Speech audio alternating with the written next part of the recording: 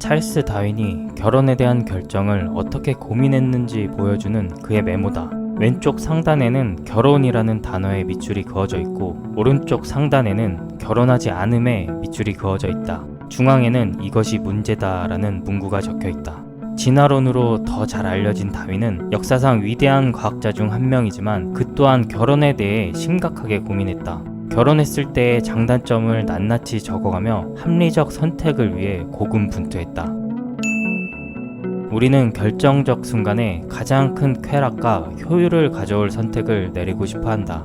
다윈처럼 장단점을 적어 불확실성을 제거해 보려고도 했고 신에게 의지하거나 타인의 의견에 기대기도 한다.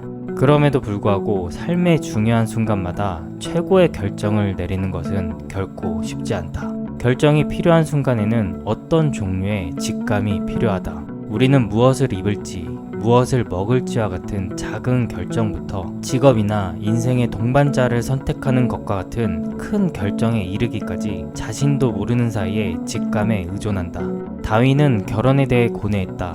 심지어 그의 메모에는 결혼에 대한 장점보다 단점 목록이 더 많았다. 그가 합리적인 선택을 했다면 결혼하지 않았어야 했다. 어쨌든 그는 어떤 직감으로 결혼을 결심했고 40년 동안 10명의 자녀를 낳았다. 그의 일기에는 현명한 아내가 없었다면 비참하게 생을 마감했을 것이라는 내용이 있다. 이런 점에서 그의 결혼이라는 선택은 좋은 선택이었다고 볼 수 있겠다. 아인슈타인 또한 천재성에 대한 질문을 받을 때마다 의심의 여지 없이 이렇게 대답했다. 직감과 영감을 믿습니다. 내가 맞구나 하는 느낌이 종종 들죠. 진짜 내가 맞는지는 모르겠지만요. 아인슈타인은 본능을 무시하는 것보단 일단 그것을 신뢰하고 차후 검증하는 게 낫다고 덧붙였다. 코코 샤넬 또한 패션은 그냥 직감으로 하는 것이라고 말했고 베토벤도 다음에 나올 음을 그저 하나씩 고르면서 나아갔다. 피카소도 일단 그리면서 뭘 그릴지 생각했다. 당신 스스로도 이런 느낌을 인지하고 있을 것이다. 새로운 집을 고를 때, 새 직장을 찾을 때, 누군가의 정직함을 판단할 때 이게 맞는지 틀리는지 말로 표현할 수 없는 예감이 들곤 한다. 판단의 이유를 분명히 설명할 수 없는데도 말이다. 우리는 직감을 신비로운 6번째 감각으로 치부하기도 하지만 직감을 설명하기 위해 초자연적인 현상을 빌려올 필요는 없다. 직감을 이해하는 과학적 방식은 아이오와 도박과제로 알려진 한 실험에서 시작한다. 이 게임의 목적은 가능한 한 돈을 많이 따는 것으로 4개의 카드 묶음이 컴퓨터 화면에 제시된다.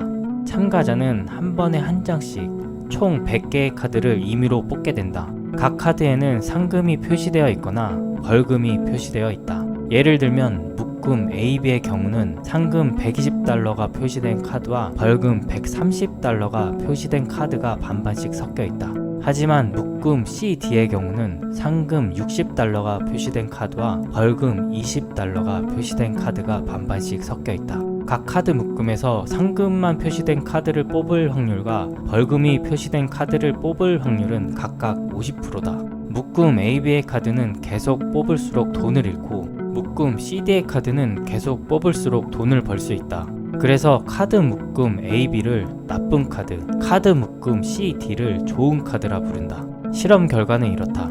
대부분의 건강한 참가자들은 나쁜 카드인 A, B 묶음에서 약 10회 정도 뽑고 나면, 즉 돈을 잃는 경험을 몇 차례 하고 나면 그들의 손이 나쁜 카드에 접근할 때 불안과 스트레스와 같은 신체 반응을 보이며 손에서 땀이 나기 시작한다. 아울러 50회 정도를 선택하고 나면 나쁜 카드는 뽑지 않고 좋은 카드만 뽑는 경향을 보였다.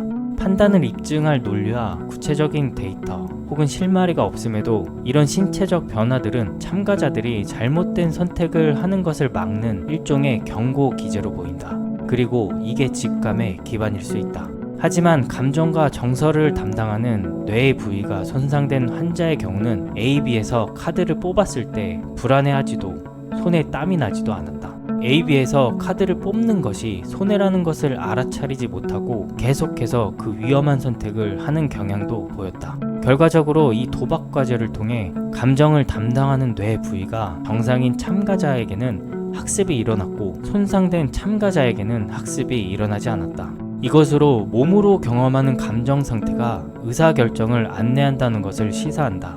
참가자들은 무의식적으로 어떤 카드 묶음은 다른 카드 묶음에 비해 상대적으로 위험하다는 감정 정보를 축적하였다. 이것이 직감을 자라게 하고 직감은 의사결정에 중요한 역할을 한 것이다. 가끔 주변 사람 중 어떻게 그런 결정을 이라는 생각이 들 정도의 난해한 선택을 하는 사람이 있다. 직감이 떨어지는 일부 사람들이 중요한 선택의 순간에 위험을 감지하지 못하고 형편없는 사업 제안서에 돈을 투자하는 식이다.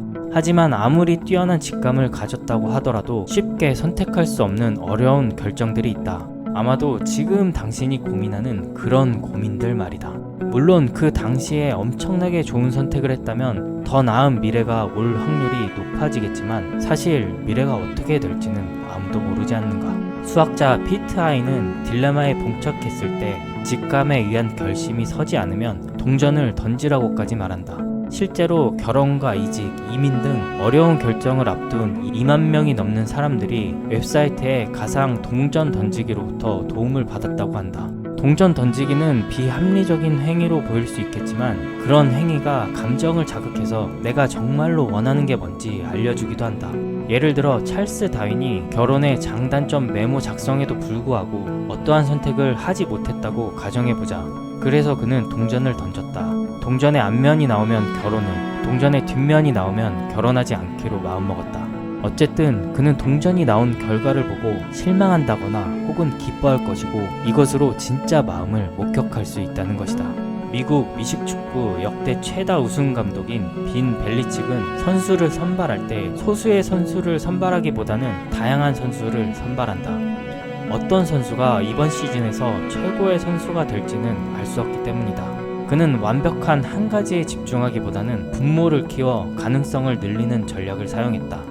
삶에도 이 아이디어를 적용할 수 있다. 결정 장애로 인생을 낭비하지 말고 이것저것 그냥 일단 시도해보는 것이다. 더 많은 경험을 해보고 안 맞는 것은 그만두면 된다. 헤매더라도 이것저것 해보는 편이 꼼꼼하게 계획을 세워 실행의 횟수를 줄이는 것보다 훨씬 나은 방법이 될 수 있다.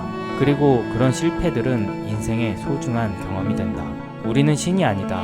결과가 나쁘면 빨리 중단하고 다음 단계로 넘어가면 그만이다. 최고의 배우자, 최고의 직업, 최고의 자녀와 같은 완벽한 결정은 없다. 그저 더 나쁘거나 더 나아 보이는 경우가 있을 뿐이다. 갈림길 앞에 선 나를 본다. 무엇이 더 내 심장을 뛰게 하는지, 무엇이 더 나를 성장시킬 것인지, 무엇이 더 나에게 큰 만족감을 줄 것인지, 그리고 어딘가로 걸어갔다. 이렇듯 후회하지 않으려고 내렸던 결정들이 지금 당신의 모습을 만들었다. 당신은 지금 중요한 선택을 앞에 두고 있는가? 당신은 결단력 있는 멋진 사람이 되고 싶은가? 합리적인 선택이라는 것은 당장 눈앞에 이익을 가져다주는 결정을 의미하는 것이 아니다. 선택의 결과는 옳고 그름으로 판단할 수 없다. 그러니 잘못된 선택은 없다. 다만 결과마저도 삶의 일부로 받아들일 때 우리는 성장을 경험하게 된다. 우리의 삶은 우리가 원하든 원치 않든 항상 놀라움으로 가득 차 있다.